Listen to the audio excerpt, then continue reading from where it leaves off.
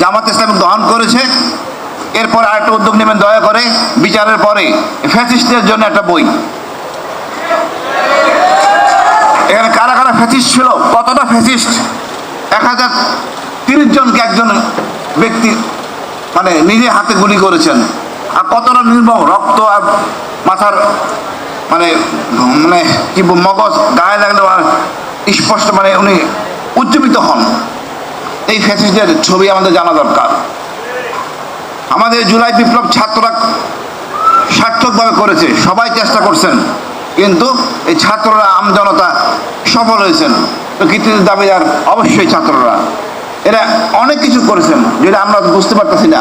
যেমন আমরা শিখেছি এই ভারত আমাদের একমাত্র শত্রু, দ্বিতীয় শত্রু আওয়ামী লীগ। এই দেশে আওয়ামী লীগের কোনো পুনর্বাসন হবে না। এই যে আগস্ট নিয়ে ফাইজলামি করতেছে, আমরা প্রতিহত করব। আমাদের উচিত আপা আসবে প্রতিরোধ কমিটি গঠন করা। কোনো শক্তি নাই এই দেশের গণতন্ত্র ধ্বংস করা। আমরা সংস্কার পাই নাই, আমরা আশা রাখি ইনশাল্লাহ হবে। যখন একজন বিচারপতিকে অ্যারেস্ট করা হয়েছে, প্রধান বিচারপতি এখন রিমান্ডে আছেন, এটা গর্বের জায়গা। আমরা অনেক কিছু পাবো ইনশাল্লাহ। আমাদেরকে চাপ দিতে হবে। শেখ হাসিনা এই দেশটাকে জঙ্গি রাষ্ট্র বানানো হয়েছে, এখান থেকে আমরা উত্তরণ করতে হবে।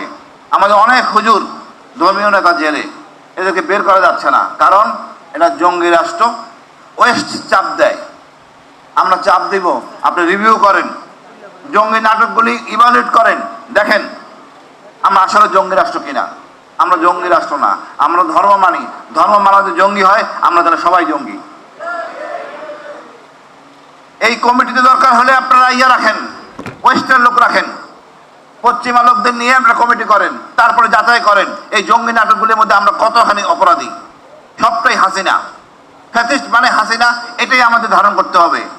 আমি মনে করি আমাদের